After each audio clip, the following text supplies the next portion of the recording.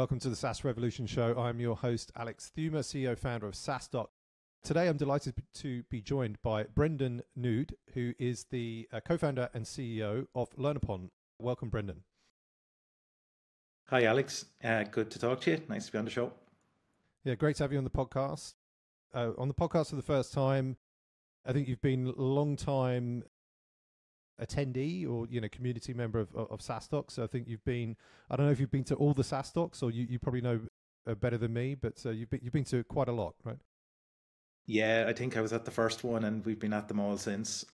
So yeah, look forward to it every year. It's a great networking opportunity and always a fun couple of days. Awesome. Well, great that you've been to them all, and from that, obviously, I've met you a few times, but as we said on the podcast for the first time. So if you tell the audience a little bit about yourself, who is Brendan Noud? Okay, yeah, my name's Brendan Noud, so it's a difficult surname to pronounce, but and you're close enough. I'm from Kildare, which is about an hour south of Dublin in Ireland. So yeah, grew up in a family, I guess, that had a family business, and so I suppose my entrepreneurial interest was probably peaked at an early age. My mom had a restaurant that she ran for 35 years. And so myself and my siblings, we were inducted into that early days to help out. And probably by the time I was 10 or 12, I was doing payroll and tax returns and different things like that. So I've always been really interested in business, and I did business in college in UCD, and ended up, my first job as a graduate was a KPMG consulting, where I was, and really enjoyed that. I kind of was there for 5 years, got involved in a lot of IT strategy and business consulting type of projects. And after my time there, I joined WBT Systems, which was an Irish edtech company around since the mid-90s. And that was my first, I guess, entry into e-learning and learning management systems. So that was in 2004. I met my co-founder, Des, LearnUpon's CTO, there as well. He was there a few years before me. So now coming up on 20 years in the e-learning space. Love it, really excited about it. And outside of we can talk a little bit more about the LearnUpon journey, but outside of that, I'm married and 2 small kids that keep me busy outside of work. And when I have spare time, love sports mainly, and nothing to do with kind of business and startups and things like that. Very cool. Thanks for sharing that. And I was just like a little bit more for a microsecond daydreaming there when you were talking about when you were 11, 12, doing the tax returns and getting involved in the family business. And I was just thinking about my own kids, and I was just thinking, like, when can I get them involved in the tax returns? But I don't think it's something I could force them into. You've got to want to do that, and not even I want to do that. But we'll see. But great background there, and seeing you coming from that entrepreneurial sort of family, and you mentioned that love for e-learning, and so LearnUpon is in the e-learning space. What's the founding story there? You obviously met your co-founder Des, at the previous company, but like, why did you decide to build LearnUpon, and what is it? Yeah, so LearnUpon's a learning management system. So basically a platform that helps companies deliver learning, online learning for their employees, for training customers, partners, or we work with a lot of organizations that are training external audiences as well, like sporting organizations who use LearnUpon to train coaches and volunteers, for example. In terms of the space, the previous company myself and Des worked with, I was kind of on the project manager, business analyst side for a few years, and then moved into sales. Des was on the techie side, so a solution architect and kind of developer. They were a behind the firewall platform and highly customizable, so very powerful. Worked with some amazing organizations, large global organizations, with a platform that helped deliver their online and face-to-face training. I guess after 8 years there, and particularly on the sales side, and talking to Des constantly and probably driving him mad a bit, we felt there was an opportunity for a different kind of type of solution focused on initially SMBs and small training companies. That was a cloud SaaS solution. So cloud and SaaS was still relatively early, I would say, when we started in 2012. And I suppose rather than a platform that took 6, 9 or 12 months to implement, we wanted to build something that our customers could get using straight away that day within an hour. And so we set about that journey in 2012 to go build a platform. A lot of the solutions at the time were difficult to use, poor learner experience, difficult administrator experience. You needed lots of training to learn how to use the platforms, and they were poorly supported. So they were key drivers for us. And we talked about building a platform that was quick to set up, easy to use, with great customer support. So it was those 3 pillars initially that got us off the ground. And so you started in 2012. We're speaking just before Christmas in 2023. Can you paint a little bit of picture? What sort of data can you share on the business? How many people, perhaps sort of, revenue, venture-backed, bootstrapped, this sort of thing? Yeah. So today, like, we've over 1,500 customers on the platform. We're primarily focused on North America, and that's about 70% of our business. But we're kind of currently focused on expanding in EMEA. That's part of our growth strategy. We've about 270 people globally, headquartered in Dublin in Ireland. So we've about 130 people there. We've a team of mainly product and engineering in Serbia, in Belgrade, where Des is based. And then we've offices in Philadelphia, Salt Lake City. We opened up a sales office early last year there, a team in Phoenix and a small team in Sydney. And then obviously some remote workers. And today there's over 19 million learners on the platform. I think we've delivered over 150 million courses to date. So it's pretty high scale. In terms of revenues, we're north of 30 million ARR, and I suppose we're focused on the next leg of our journey over the next 3 years to get to 100 million plus. Awesome. Well, congrats, and that's a great phase of the journey to be on, and obviously that's what we kind of want to jump into, right? So talking about, I guess, initially the journey to 30 million and kind of breaking that down in a few stages, and then how you're thinking about getting to 100 million now as well, I think would be super interesting.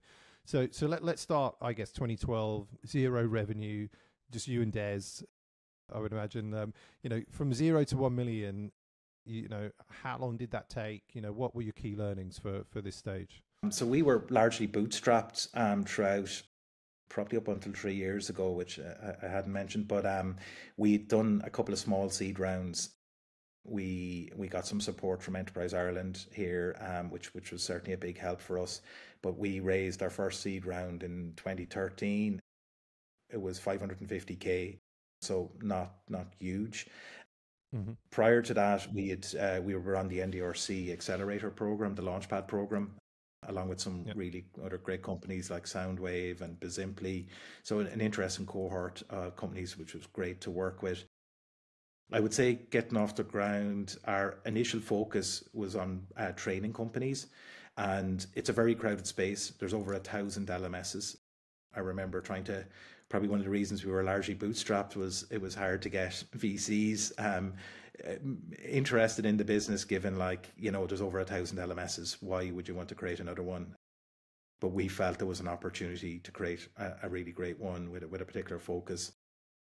We started initially, we branded and marketed ourselves as the LMS for training companies, and that really stood out in a crowded space. Most LMSs were focused on employee training at the time, and we could see a lot of businesses out there that were selling content, and if their customers or prospects didn't have an LMS, that was a barrier to sale. So we wanted to give them a platform where they could create a branded portal and license their content down in about 60 seconds. So that was a big driver for us. And we went to conferences. Like, I remember being at Learning Technologies in London, one of the first conferences we went to in 2012 after we launched. We had a small 2 by 3 meter booth. There was about 40 other LMSs, much larger than us there, but we were the only one that was the LMS for training companies. So on our €100 pop-up banner, that's what we said. And people would walk by and stop and go, I'm a training company, show me what you've got. And we came away with that conference, I think, with 7 or 8 paying customers. And we knew we had something there that was resonating. And so we focused on that for the first couple of years. I think it took us about 3 years to get to $1 million in annual recurring revenue. But I think the things that worked well, it was that focus. We actually we had some really good mentors and advisors through the NDRC. I remember one of the mentors, we wanted at the time maybe feel we could be all things for all people. And he was quick to really challenge us, like a 2-person company. How are you going to do that? Where can you solve the biggest problem and why? And he pushed us on that. And that's where we zoned in on training companies. So that worked out really well for us. And I think the other thing that we did well, I think, was those early hires. Our first 5-10 employees, many of them are still with the company today, 10 years later. I think really helped with setting the culture and, the ambition and drive of where we wanted to take the business. They really bought into that. Amazing. Out of curiosity, are any of those 5 or 10, are they on the leadership teams, or are they still doing same roles or different roles within the business? Yeah, some aren't. Some are doing different roles. So, like Susan is our COO. So she would have joined, I think, employee number 7 or 8 as operations manager. A few years later, she became head of operations, and a few years after that, she became our COO. Others have gone in different directions. Our first 2 hires, Shane was our first hire in customer support, and he helped build out our support team over the first 3 or 4 years, and then wanted to change, so ended up moving into an SRE role with the company. And today he's one of our senior SREs with the business. He hit his 10-year anniversary with us in August. And Stevo, our second hire, hit his 10-year anniversary in September. He was our first engineering hire, and today he's one of our senior architects. So we've always tried to we're a learning company. We believe in investing in our people and creating opportunities for growth. And that's something I think we've done quite well, where people have moved into different areas and new opportunities. When you're growing pretty fast year on year, that the business evolves and new opportunities spring up all the time. And while we're always hiring in really good external talent where it makes sense, we love to kind of obviously promote from within and move people into new opportunities so that they can continue to develop themselves, challenge themselves. And I think that's one of the reasons why I think we've over 50 people today that are 5+ years with the business, which in a competitive tech space is something we're proud of.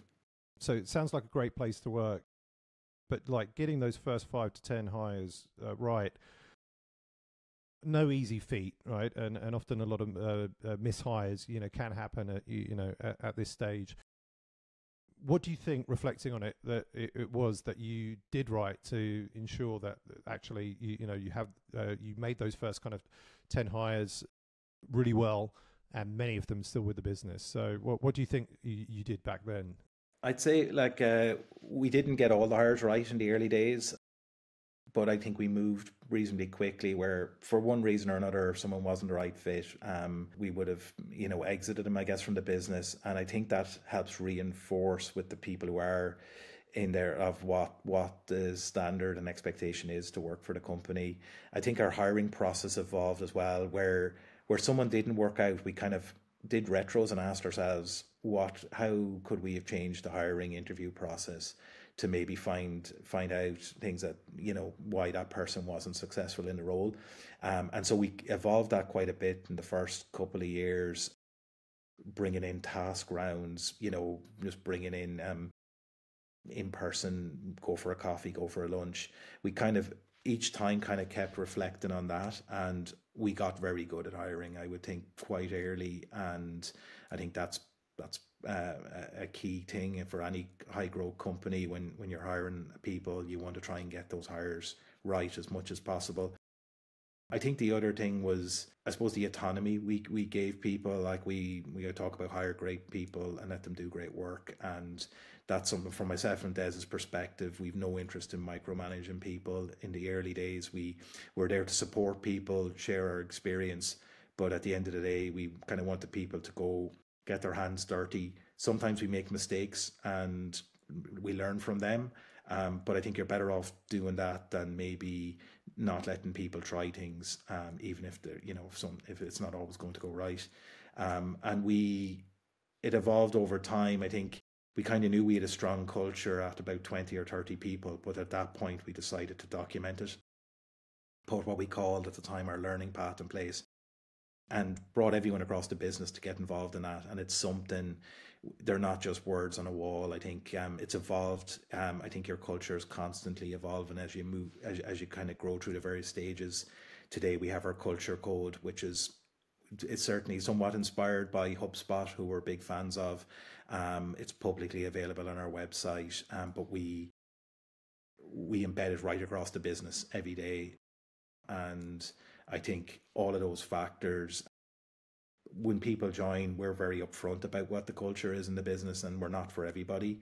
But when people kind of are excited by the opportunity and the challenge that they'll get with LearnUpon, then I think they have the opportunity to thrive in the business. And so, yeah, it's something we keep working on. We have a really good in-house talent team. I think that's the other thing, which we didn't do initially. It was a few years in before we did that, but I think in-house recruiters really understand the culture. They're part of the culture of the business, and they can help identify people who will be successful.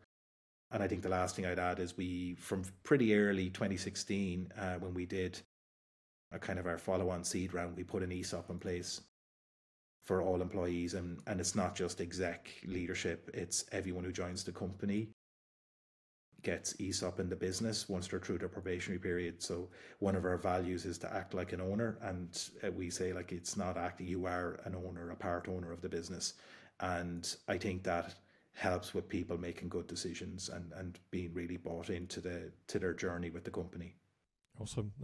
Well, let's jump into the 1 to 10 million stage. So again, just from a time frame sort of indication, how long did that take, and what were the key things that you did that worked, as you went forward to 10 million?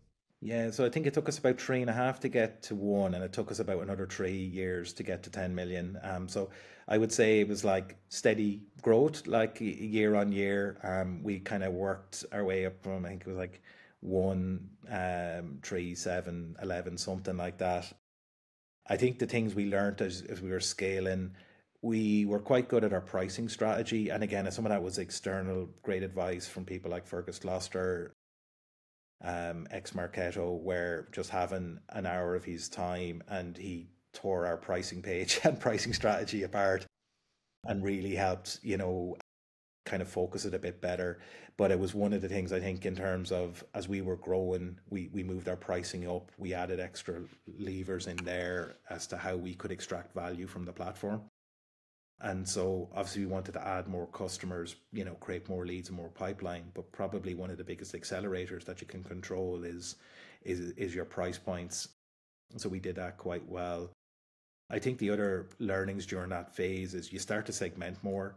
When you're a small team in that early stage up to 1 million, everybody, their remit's quite wide, and everybody does a little bit of everything in some ways. What we realized on the next phase is, like, we used to have account execs that did everything from qualifying leads that came in, effectively doing the SDR, BDR role, being the account executive, right the way through to doing the demo.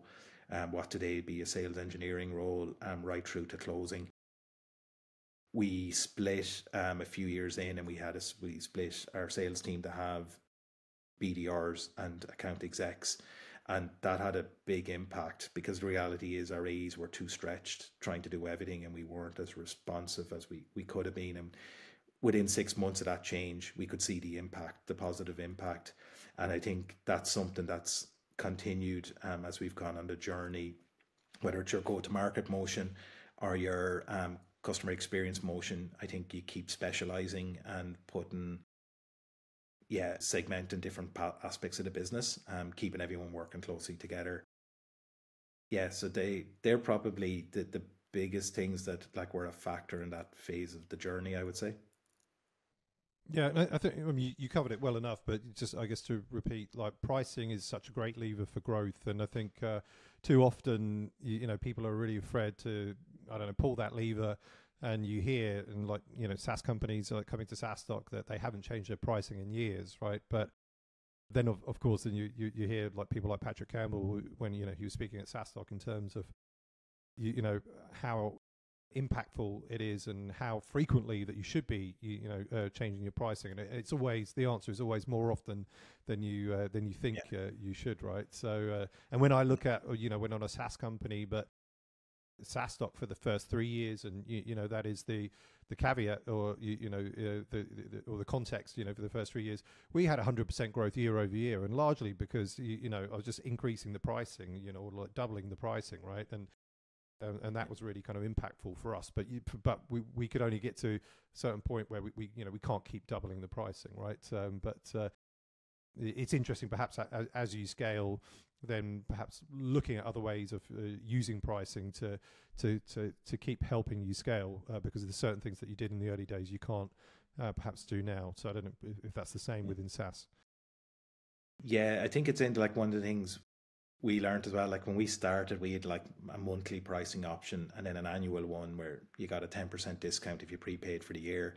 And it was a couple of years in, again, conversations with Fergus, I remember saying, like, we had a few hundred customers at the time, so we had validation. And he was like, why don't you just have everyone annual only? Like, why are you doing, like, particularly we started moving from training companies into corporate space, kind of companies with a couple of hundred employees up to companies with a couple of 1,000 employees, and today some of the largest companies in the world use LearnUpon as their LMS. But what we learned was, we did that switch to annual only, and we didn't miss a beat, but it has a massive impact on your cash flow, particularly if you're a bootstrap startup. And I know at the time some of our AEs were nervous because the monthly option was a great, like, if you're not, to get those sales, if you're not happy, you can cancel with 30 days notice. It was a nice kind of crutch to have. And so they were concerned about the annual only commitment. But again, we didn't miss a beat on that. And it had a big impact on the business. And likewise, we increased our pricing every year. Platform was obviously being built out. At the start, there was probably some pushback, because I think we had an entry plan for $99 a month that you could pay on your credit card. And we started obviously move that up over time. And it was funny how after a couple of years, the AEs were coming to me and going, when are we increasing our pricing again? Because they started to see the impact, and it's obviously positive for their commissions and hitting quota and all of those kind of things. And so roughly 6 years, just a little over 6 years to get to the 10 million. And then I guess probably another sort of 6 years to get to 30 million, there or thereabouts. Yeah, a bit less. I think actually we hit 10 around 2019, the end of 2019. So that was something, we had about 100 people, 106 at the time. We decided to bring everyone away to celebrate that milestone. So we had a weekend away in Berlin. And I think at that point we'd been running hard for 6-7 years, and it was important. We've been kind of had that milestone in our heads. I think one of the things, like, 10 million, I think for any SaaS company is an important milestone. That's that point where I think you've, a business of some scale, and you really start to think about the next stage from then. So we brought the whole company, people from Australia, the States, Serbia, Ireland, all to Berlin for a weekend. We looked back at the journey up to that point, and we outlined our plans to go from 10 to 100 million over the next kind of 7 years. We're well on that journey now. We're, I guess, 4 years later, not well on that journey, and it probably won't be too far off. Kind of 7 years to go from 10 to 100. So it's interesting, like, it takes you so long to get to 1 million, and almost as long again. But the beauty of SaaS, it really starts to accelerate. And it was, I think at that point when we hit that 10 million, it was really trying to like look at how we could put the groundwork in place to go in the next phase of the journey. Obviously the numbers get bigger, you're trying to close more each year, you're building out your teams. something I think we've done well the last couple of years is really building out our back-end infrastructure to be able to scale, and putting in new finance systems, data, a BI team, data infrastructure. And I think we've done a good job there, that we know we have the systems and processes now in place to scale to 100 million and well beyond it. And so we've tried to do that reasonably early, because I think it has a big impact on how efficiently the business can scale, and as the numbers start to get bigger across the board. Just a question actually on, maybe I should have asked this earlier, but I think you mentioned in the beginning when you were talking about what LearnUpon is, and about 70% of your customers are coming from the US, but it's a global business, right? When did you decide to go international? Was it from the get-go? And like, because often you hear that the scaling into the US journey kind of happens maybe like after $1 million in ARR. So yeah, just curious to know. Yeah, we did it right from day one. So our first 15 customers, I think, were all international, mainly the US, a couple in Canada, a few in the UK, before we got a customer in Ireland. And that's continued today. Like 97 or 8% of our customers are international. But myself and Des, our previous experience with WBT was selling in and working with US companies. So we really like that space. They're passionate about e-learning. They see the value. So yeah, I didn't even think twice about it. I went straight for that market. It brought its challenges. We were at that point we'd no US offices. So we were an Irish company, but we wanted to support our US customers as if we were on their doorstep. So we did 24/7 support right from day one, when it was just myself and Des, and we built from that. In Dublin, the support team used to do a day shift from like 9 to 6, or a night shift from 5 to midnight. And we had that for several years before we eventually were in a position to open up an office in Philadelphia. And that was mainly support and success. So it allowed us to get rid of that graveyard shift. We also had a small team in Sydney. So again, that was mainly focused on that round the clock support. So we've been doing that from day one. So it's hard, like even doing sales from Dublin to the West Coast. Again, if someone wanted a demo at 4 or 5 p.m. PST, our team were on doing that at like 12 o'clock at night, 1 o'clock in the morning. We didn't think twice about it. And so I think we competed from that perspective. It was never like with our US customers, oh, you guys are in Ireland, you won't be able to support us. We were quicker than any of the local vendors. And when it came to any stage in the process, support, sales, whatever it was. So we've continued, and we're now probably reversed to a lot of companies. We're kind of like a US SaaS company. We're now at that stage where we have our EMEA headquarters, but we're really looking at expanding into the Nordics, Benelux, building our presence in UK, Ireland. That's a key focus for us now for the next couple of years, while continuing to build in North America. We're only scratching the surface in terms of the opportunity that's there for us as well. But we've built out strong teams in Philadelphia and Salt Lake as well for that, which makes it a bit easier. Ever been much sort of discussion between you and Des about one of you moving to the US, as sometimes is the case in the early days, or did you already do that and come back? Yeah, no, we never did it. Obviously, we were over and back a good bit, but it was, I guess, being bootstrapped. I think it was probably one of the luxuries in some ways that we might have had. I think from a personal perspective, it made sense for, I'm here in Ireland and Des was in Serbia. And Des had young kids at that stage as well. So it kind of worked. The downside is we had to work effectively US hours and more. I think that's the trade-off, of not making that move. We made our first hire in the States in 2016. So we had reasonable traction. We focused a lot on getting those early hires in the States right, again, from a culture perspective. And so I'm over in the States probably 5 or 6 times a year, but it's not too bad. And Des goes over a bit as well, particularly he's only recently in our Salt Lake office. But we never did the permanent move. Fair enough. And so if we're just looking at the 30 to 100 million, which is, I think we called it the fourth phase, and it's seemingly or largely the biggest one, and probably can be broken down into various sort of chunks as you actually do it. But if we look at it as this kind of fourth phase, what are the kind of key things that you are now kind of looking at? Obviously, you talked about the operational infrastructure that's going to come in. What are you going to need to do? What's kind of like in the plan to say, okay, we're going to get to 100 million, within, I think you said like within the next 7 years or less, right? Yeah, hopefully in the next 3 years, and that's our plan. 3 years. If we can do what we believe we can. I think there's a few things there. Yeah.